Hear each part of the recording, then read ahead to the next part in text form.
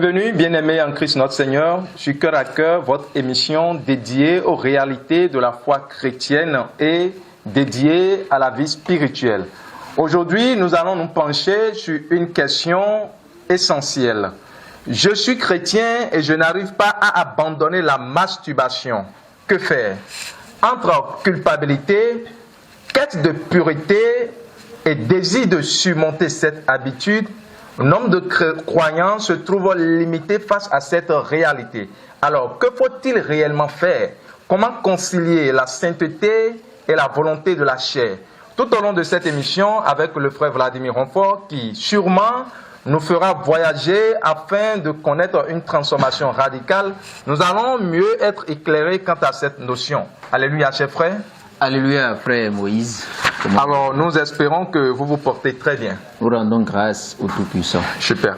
Alors, voici le thème qui est annoncé. Alors, d'entrée de jeu, je voudrais savoir, on ne peut pas aborder un sujet sans réellement comprendre le fin fond de la chose. C'est quoi la masturbation? D'entrée de jeu, comme d'habitude, le remerciement le plus sincère au Dieu de l'univers, celui qui nous a protégés, celui qui a protégé notre famille, celui qui a protégé la maison de Dieu, le camp de prière longtemps, qui a protégé Loin de Dieu, qui a protégé l'équipe technique, qui a protégé l'animateur, qui m'a protégé, qui nous a tous protégés. Nous lui disons gloire, honneur, alléluia en son nom au plus haut des cieux. Alléluia. Oui, nous devons lui rendre grâce. Nous devons lui rendre grâce, car c'est très important. Alors, le thème, je suis chrétien, je n'arrive pas à abandonner la masturbation. Que faire? Quand on parle de masturbation, c'est une réalité, une triste réalité. Ce phénomène qui était entre-temps dans le monde païen est rentré dans l'église aujourd'hui. Et ce n'est pas seulement une affaire de religion ou bien d'affaire de chrétiens célestes, non. C'est dans l'église évangélique, c'est dans l'église catholique, c'est dans toutes les églises aujourd'hui. La jeunesse souffre sous le martyre du diable. Nous allons, par la grâce de Dieu, expliquer ce que nous devons faire lorsqu'il arrive que nous nous trouvons dans ce phénomène. Ce que nous devons faire, nous allons en parler. Alors, d'entrée de jeu, vous avez posé la question pour savoir c'est quoi la masturbation. La masturbation, c'est un péché. Quand on parle de péché, 1 Jean 3, 4, verset 4 nous dit que le péché, c'est la transgression de la loi. Oui. En français facile, le péché, c'est le fait de ne pas faire la volonté de Dieu. Dieu te dit, assieds-toi là et tu es debout. Tu n'as pas obéi. Tu as péché. Et lorsqu'on parle de la masturbation, c'est l'autosatisfaction. C'est-à-dire, tu te satisfais toi-même. Tu satisfais tes désirs sexuels toi-même. Et vous savez, quand Dieu a créé Adam et Ève dans le jardin d'Éden, quand vous voyez bien la configuration de l'homme et la configuration de la femme, vous allez voir que c'est Dieu qui a créé le sexe. Ce n'est pas le diable qui a créé le sexe. Le diable n'a rien créé d'ailleurs. Lui-même, c'est quelqu'un qui l'a créé. C'est Dieu. Lorsque vous tournez le diable en bas, là, vous allez voir Made in God. C'est-à-dire créé par Dieu. Lui-même, c'est un créateur, c'est une créature plutôt de Dieu. Donc, il était l'ex-chérubin protecteur avant d'être un ange déchu. C'est Dieu qui a créé le sexe de l'homme, qui a créé le sexe de la femme. Le sexe n'est pas mauvais, non. Mais le sexe est mauvais lorsqu'on enlève de son cadre. Dieu a créé le sexe dans le cadre du mariage. Vous êtes mari et femme, c'est bon. Pour le cadre conjugal. Pour le cadre conjugal. Mais vous n'êtes pas mari et femme et tu commences par traîner ton sexe, là c'est un problème. C'est comme le feu. Quand vous amenez le feu dans la cuisine, vous préparez, vous mangez, vous êtes en bonne santé. C'est bon. Oui. Mais quand vous enlevez le feu de la cuisine et vous amenez ça au salon, ça brûle tout. Et là, ce n'est plus bon. Alors, la masturbation aujourd'hui, on retrouve ça chez l'homme comme chez la femme. L'homme se satisfait, la femme même se satisfait. Et la Bible n'est pas un répertoire de péché. Où vous allez voir, parce que quand vous prenez la Bible de Genèse jusqu'à Apocalypse, vous n'allez pas voir le mot masturbation. Et il y a certains pervers qui disent, mais montre-moi le mot masturbation. La masturbation, c'est un péché sexuel. Et c'est rangé dans l'impudicité. Quand vous commencez par décortiquer ce qu'on appelle impudicité, dans l'impudicité, vous allez voir peut-être la fornication. Dans l'impudicité, vous allez voir l'adultère, le lesbianisme, la pornographie. Vous allez voir la zoophilie, la nécrophilie, la bestialité. Tout ça là, ce sont les péchés sexuels. Et c'est rangé dans l'impudicité. Vous savez, il est impossible pour un homme d'être dans l'impudicité et de rentrer au ciel. Autrement dit, un homme qui est dans la masturbation, qui ne sort pas de la masturbation, ne peut pas rentrer au ciel. C'est impossible. Apocalypse 22, verset 15 nous dit quoi? Il dit dehors les chiens. Et quiconque aime et pratique l'impudicité. Donc, quand tu te retrouves dans ça, et que tu ne retrouves pas Jésus, le seul nom qui peut te sauver dans ça, et que tu comprends ça, ou bien tu tolères ça et tu vis dans ça, tu ne peux en aucun cas rentrer dans le royaume des cieux. Si tu vois un prédicateur qui te dit le contraire de ce que je suis en train de dire, alors il faut prier pour ce prédicateur, parce qu'il est loin de la grâce de Dieu. Nous allons par la suite, à travers les questions, bondir sur certaines choses, et l'Éternel Dieu va prendre la gloire. On y va. Merci frère Vladimir. La masturbation, simplement, c'est un péché. C'est un péché. Ça ne pas faire la volonté de Dieu. Voilà. C'est utiliser le sexe hors du contexte prévu par Dieu. Voilà. Alors, puisque le chrétien, c'est celui-là qui est né de nouveau. Et celui-là qui est né de nouveau, c'est celui-là qui a l'Esprit de Dieu. Oui. Alors, je voudrais savoir, est-ce qu'un chrétien peut être dans la masturbation? Oui, avant que je rebondisse sur cette question, vous allez voir, quand Dieu a créé l'homme et la femme, il a dit les deux vont faire une seule chair. Exactement. Ça veut dire que lorsqu'on parle de la sexualité, c'est un homme, une femme. Oui. Mais quand tu ne trouves pas la femme et toi-même tu te satisfais, tu n'obtempères pas ce que Dieu a dit. Exactement. Le péché est là. La femme aussi, lorsque tu ne trouves pas un homme et que tu commences par te satisfaire toi-même, l'autosatisfaction, alors là tu n'obtempères pas à la volonté de Dieu. Exactement. Alors là tu es déjà dans le péché. Alors la question dit, est-ce qu'un chrétien peut se retrouver dans ça? Oui. Oui. Oui. Comment? Vous savez, lors de la nouvelle naissance, ce qui se passe, c'est seulement au niveau de l'esprit. Exactement. C'est l'esprit qui reçoit la régénération. Oui. C'est l'esprit qui est né de nouveau. Oui. Et c'est par la suite que le corps et l'âme se soumettent maintenant à l'esprit. C'est ça la marche chrétienne. Ça se passe dans la marche chrétienne. Donc si tu étais impudique avant de recevoir le Seigneur Jésus-Christ, quand tu reçois le Seigneur Jésus-Christ, le truc a eu lieu au niveau de ton esprit. Maintenant, dans la suite, tu as un travail à faire. Si tu étais impudique avant de donner ta vie à Jésus, attends-toi à ce combat. Mais la différence, c'est que tu n'avais pas la force de l'Esprit Saint. À tous ceux qui l'ont reçu, il leur a donné le pouvoir de devenir enfant de Dieu. Tu n'avais pas le pouvoir de lutter contre ce péché quand tu étais païen. Mais maintenant, dans la lutte, là, tu as un pouvoir qui est le Saint-Esprit en toi, qui veut t'aider maintenant à lutter contre ce péché. Comme tu peux ne pas être impudique avant, et tu donnes ta vie à Jésus, tu deviens chrétien, et puis fortuitement, tu arrives et puis tu tombes dedans. Oui, même les grands hommes de Dieu peuvent tomber dedans sans le savoir, et c'est maintenant tu tombes dedans et puis ça devient une addiction, et c'est maintenant tu réalises que maintenant c'est difficile d'en sortir. Comment tu vas faire? Donc dans les deux cas, on peut être bien et bien chrétien et tomber dedans. Et aujourd'hui, ce phénomène qui n'était pas d'actualité, qui n'était pas dans le monde chrétien aujourd'hui, combien de scandales sexuels nous avons aujourd'hui? S'il y a des scandales au niveau peut-être des bergers ou bien au niveau de n'importe qui, allez chercher. Si ce n'est pas l'argent, c'est le pouvoir. Exactement. Si ce n'est pas le pouvoir, c'est la femme. Combien de scandales sexuels nous avons au niveau des choses aujourd'hui, au niveau de l'église aujourd'hui? Donc quand on parle de masturbation, c'est au milieu des chrétiens. Quand vous prenez les jeunes aujourd'hui dans l'église, c'est énorme. Vraiment. C'est énorme. Donc, l'Esprit de Dieu va nous aider à aider tous ceux qui se retrouvent sous ce péché-là, afin qu'ils puissent sortir et qu'ils puissent expérimenter vraiment la puissance de Dieu dans leur vie. Alors, bien-aimés en notre Seigneur Jésus-Christ, je suis chrétien et je n'arrive pas à abandonner la masturbation. Que faire? Nous avons été éclairés quant à la notion de la masturbation et nous savons d'ores et déjà que celui-là qui est chrétien, qui a été régénéré du fait que la régénérescence a eu lieu au niveau de l'esprit, tant qu'il n'a pas une marche chrétienne qui l'amène à mettre le corps et l'âme sous la direction, sous la coupole de l'esprit qu'il a reçu lors de la nouvelle naissance, c'est qu'il reste toujours à faire. Alors, nous sommes à une étape fondamentale de cette émission où nous allons maintenant chercher à savoir.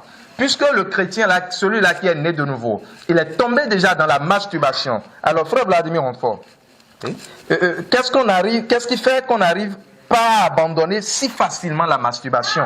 Et quelles sont les conséquences? La masturbation, c'est un péché pas comme les autres. C'est un péché pas comme Parce que à travers les témoignages, c'est comme si c'est comme du bonbon chez certaines personnes. Donc c'est pas facile d'abandonner. Vous allez même voir certaines personnes qui vous disent que c'est pas un péché. Celui qui dit ça, déjà, nous avons expliqué par la suite.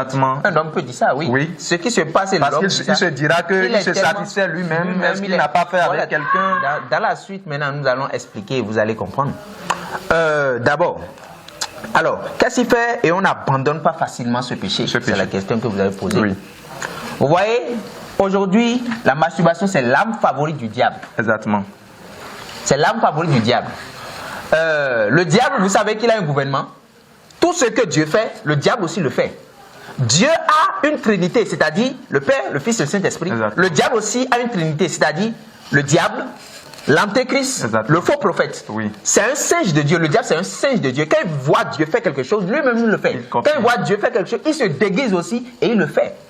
Dieu a un gouvernement et il fait peut-être son conseil de ministre avec les anges et tout. Lui-même, quand il veut faire son conseil de ministre aujourd'hui, vous savez qui est son premier ministre? Ce sont les démons de l'impudicité. Parce que derrière chaque péché, il y a les démons. Aujourd'hui, il n'en voit plus trop les démons de la sorcellerie, les démons du vol. Non, il utilise aujourd'hui deux principaux démons. Les démons de l'impudicité et puis les démons du mensonge. Ainsi, vous allez trouver beaucoup de chrétiens qui sont dans l'impudicité, beaucoup de chrétiens qui sont dans le mensonge. Et je dis que l'impudicité, ce n'est pas un péché comme les autres. Parce que c'est un péché où, quand tu tombes dedans, tu le fais. Et toi-même, tu sais que ce que tu fais, ce n'est pas bon. Tu as des remords, mais après, tu le fais. Qu'est-ce qui se passe? Tu pêches, mais ton corps rit. On pêche, mais on éprouve un plaisir dans le péché. C'est ce qui fait que beaucoup de jeunes et beaucoup de chrétiens se retrouvent sous l'emprise de ce péché. Parce qu'ils pêchent. Lui-même, il est conscient que ce qu'il fait n'est pas bon. Mais il le fait. Plaisir. Il a du plaisir. Et à cause du plaisir, il le fait encore. Et comme c'est un cercle vicieux, en le faisant, tu voudras encore satisfaire, avoir encore plus de plaisir. Et c'est un cercle vicieux. Et petit à petit, le plaisir d'hier devient moindre. Et tu veux encore augmenter jusqu'à ce qu'on devienne addict à cela. Et vous voyez ce qui se passe encore. Lorsqu'on commet ce péché, le corps sécrète une hormone qu'on appelle adrénaline. Et l'adrénaline, c'est un truc qui fait que tu deviens accoutumé. C'est-à-dire tu deviens habitué. Et si tu ne le fais pas, ton corps même réclame ça. Parce que tu as déjà commencé par le faire, ton organisme, tout ton être entier réclame ça. Et tu le fais. Et plus ce que tu fais aujourd'hui, ça devient moins. Demain, tu montes encore de volume. Peut-être c'est la porno, tu as regardé et puis tu l'as fait. Demain, tu n'as plus besoin de regarder porno. Même en étant debout, en imaginant, tu peux le faire. Même en étant même n'importe où, tu peux faire ta chose. Et tu augmentes. C'est comme ça que vous allez voir des gens qui sont à un certain niveau dedans. Parce qu'ils ont tellement fait. Leur corps a tellement sécrété l'hormone qui a un niveau où, pour abandonner, ça devient difficile pour eux. Donc c'est comme ça que c'est difficile pour certains chrétiens et ils n'arrivent pas à en sortir. Donc l'addiction à la masturbation fait que c'est difficile pour les chrétiens de sortir de cela. Voilà. Alors je voudrais savoir quelles sont alors les conséquences de la masturbation. La masturbation étant un péché, le péché a des conséquences. Exactement. Et ce péché a plusieurs conséquences. La première conséquence, c'est quoi? La colère de Dieu. Colossiens 3, verset 5. Nous allons lire le livre, la Bible, Colossiens 3, verset 5, pour comprendre. Colossiens 3, verset 5. 3, verset 5, qui dit ceci. Oui. Faites donc mourir les membres qui sont sur la terre. Oui.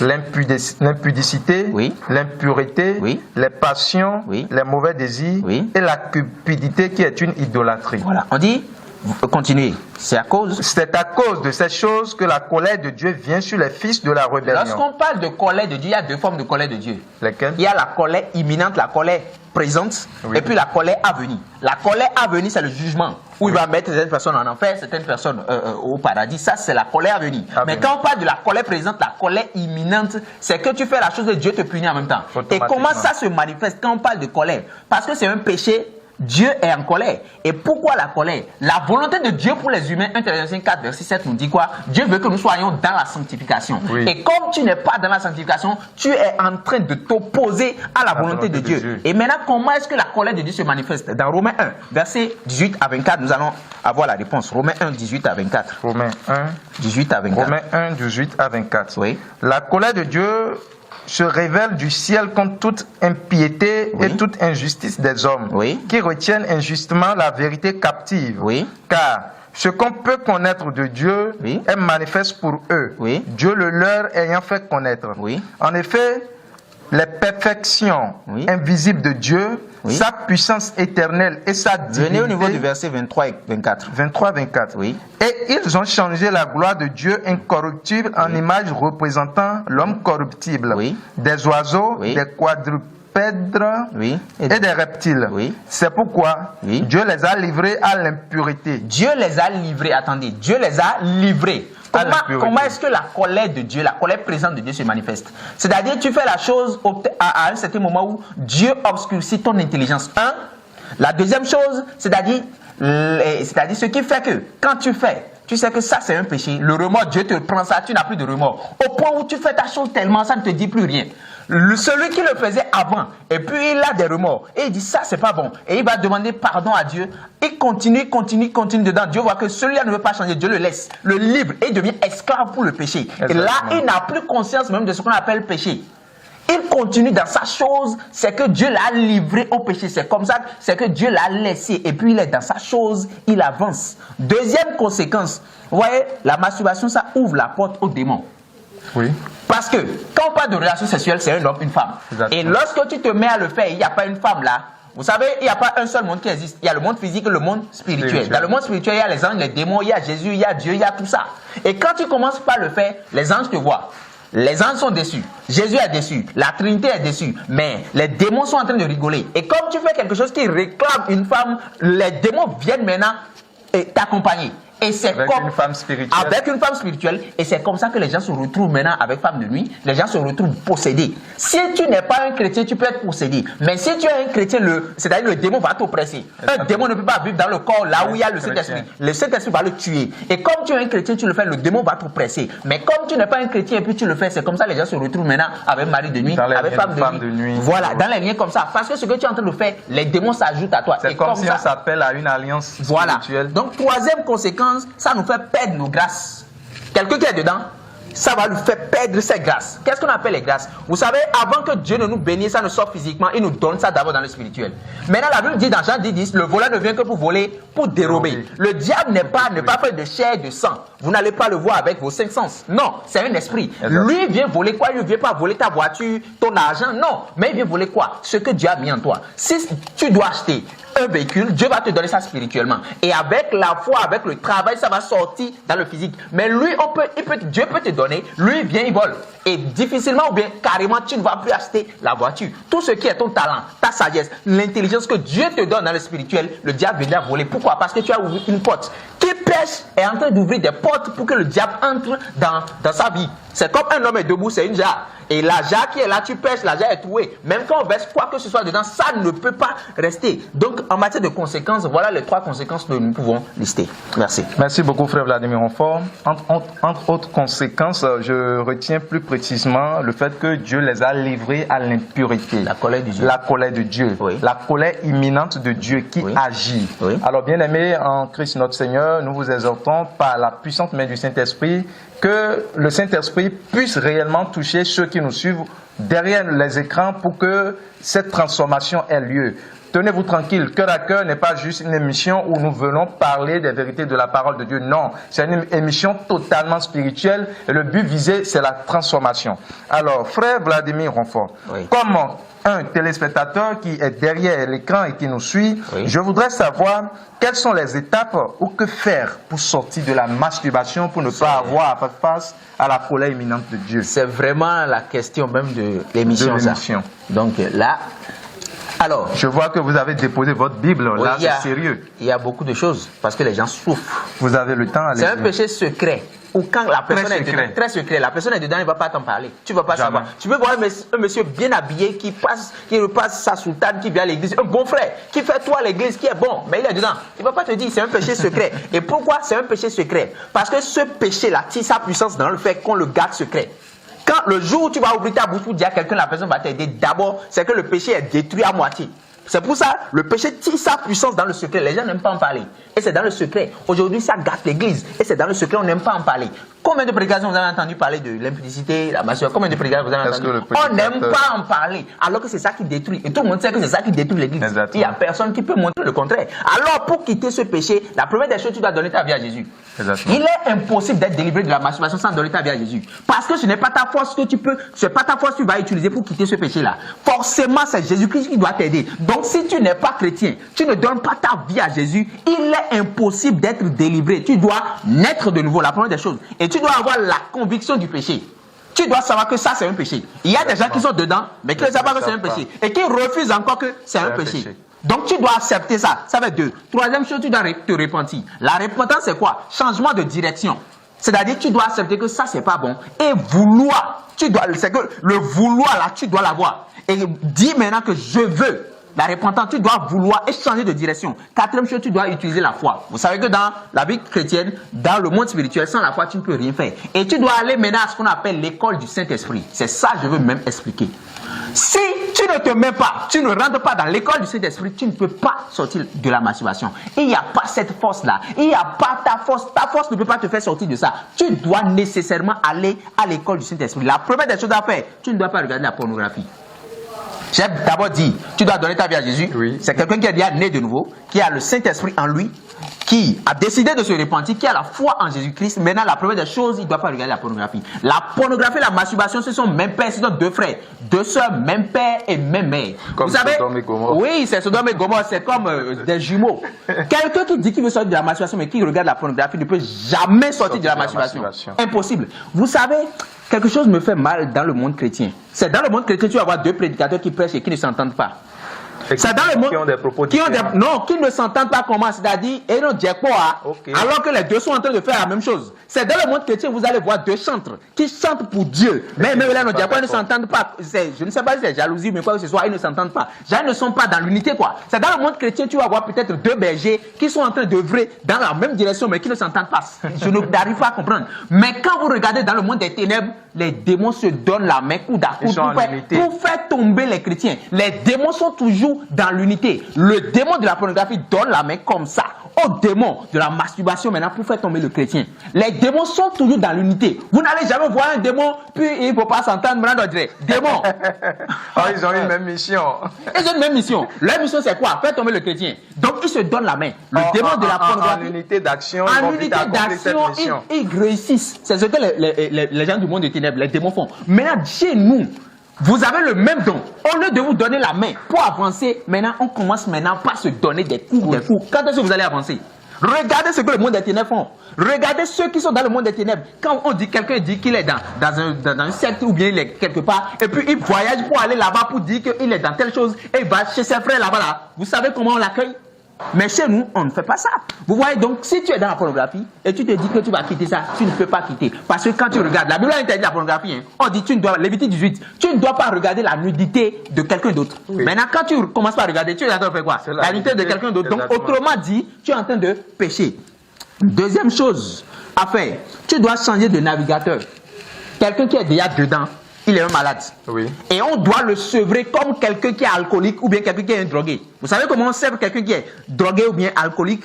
On doit le mettre sous une thérapie.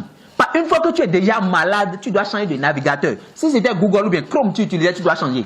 Il y a des navigateurs que tu dois utiliser. Quand je prends par exemple Covenant Air ou bien Spin Safe Browser, tu dois changer ces navigateurs. Ce sont des navigateurs qui refusent les contenus sexuels.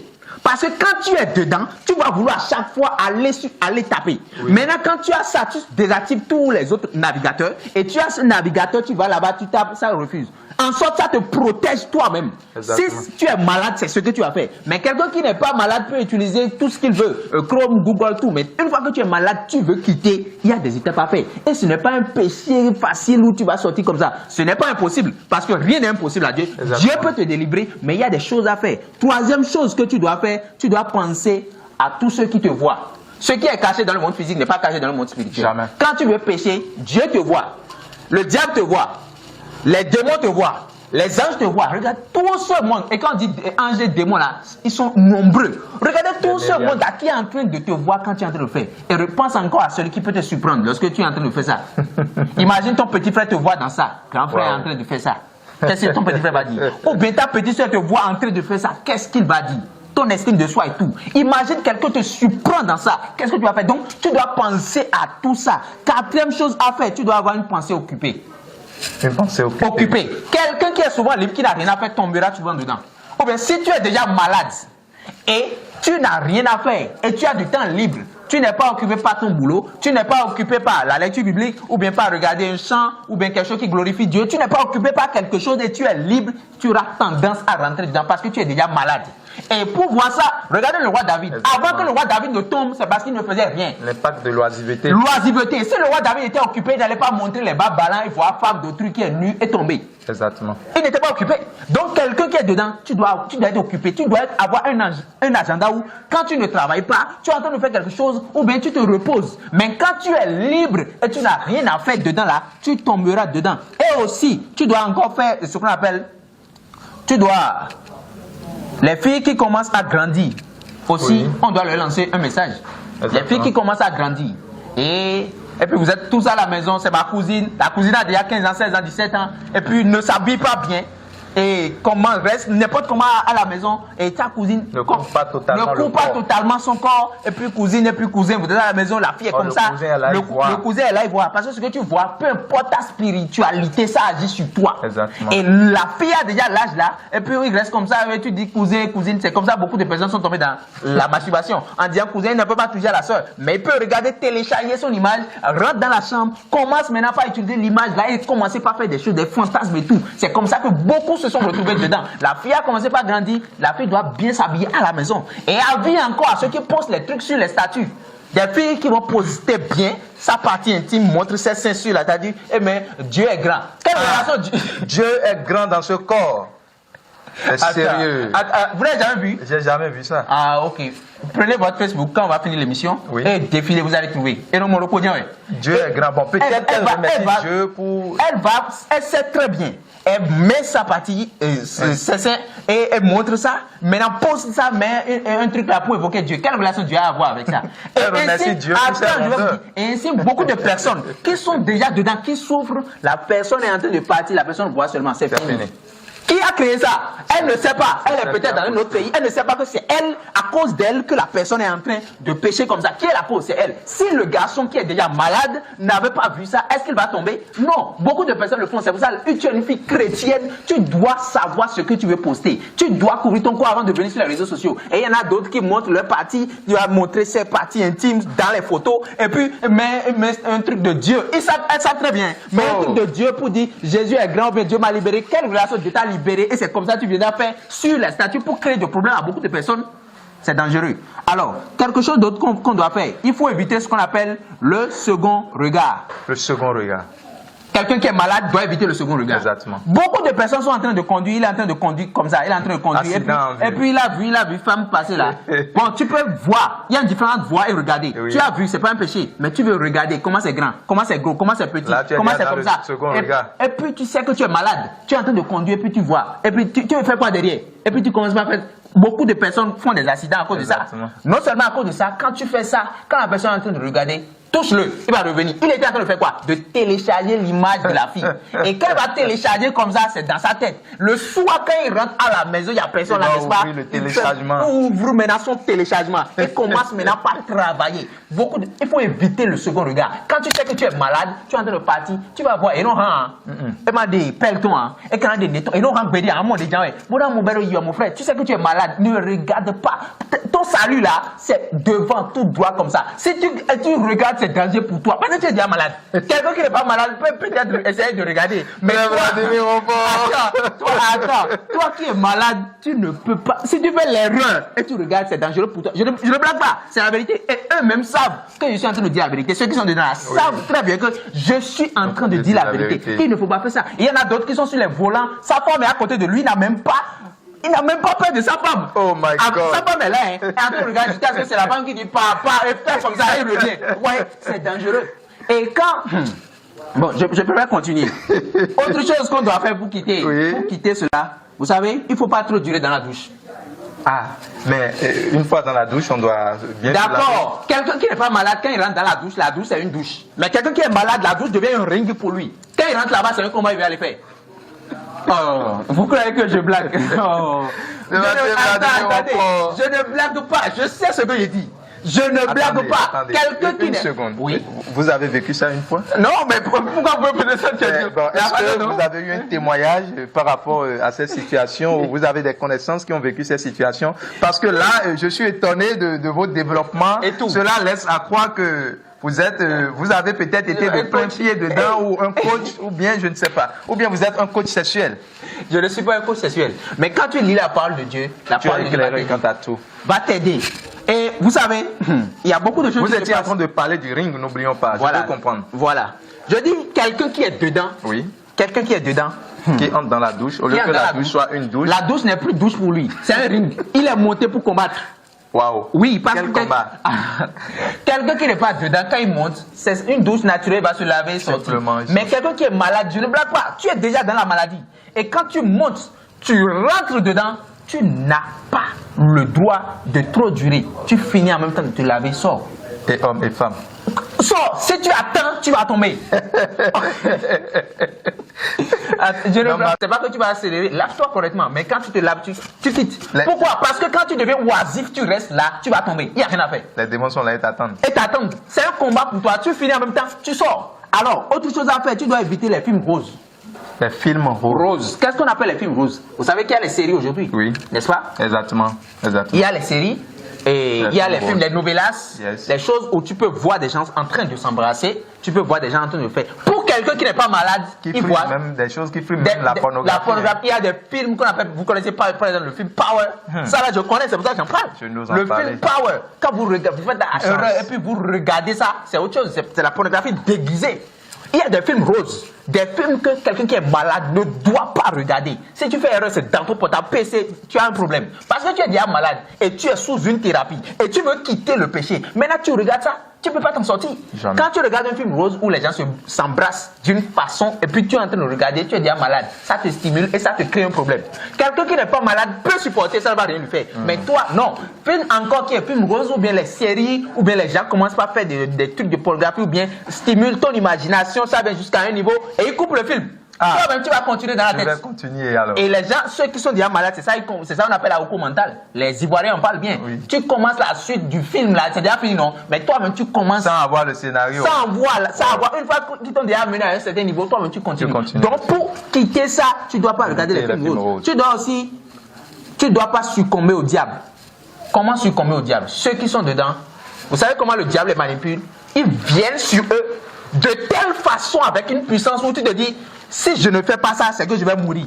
Le monde veut s'arrêter, quoi. Si je ne fais pas, c'est un mensonge du diable. C'est pour ça que la Bible dit, Jacques 4, verset 7. La Bible dit, soumettez-vous donc à Dieu. Soumettez-vous à Dieu, oui. Résistez au diable. Résistez au diable. Quand il vient avec ça, c'est un mensonge. Vous devez être conscient que c'est un mensonge. Le monde ne veut pas s'arrêter là, à l'instant là. Le monde ne veut pas s'arrêter. Tu dois être conscient que le monde ne veut pas finir à l'instant. Tu dois être conscient que tu ne veux pas mourir. Le diable ne peut pas te tuer. Le diable n'est pas cher et prendre couteau pour te tuer. Non. Il faut résister à Dieu. Et quand tu résistes à Dieu, qu'est-ce qu'il fait? Il fuira. Il va fuir. La belle preuve, quand Jésus lui a résisté dans la tentation, il a fui. Mais quand Adam et Ève ont succombé au péché, c'est eux qui ont fui devant lui. Exactement. Donc quand tu pêches, c'est toi qui vas fuir devant le diable. Mais quand tu résistes au diable, c'est lui qui va fuir devant toi. Donc il faut résister, il faut avoir ça. Il y a des vérités que quelqu'un qui est dedans doit savoir bibliquement pour pouvoir quitter. Alors, 9e chose que nous allons dire, il faut éviter de rester seul.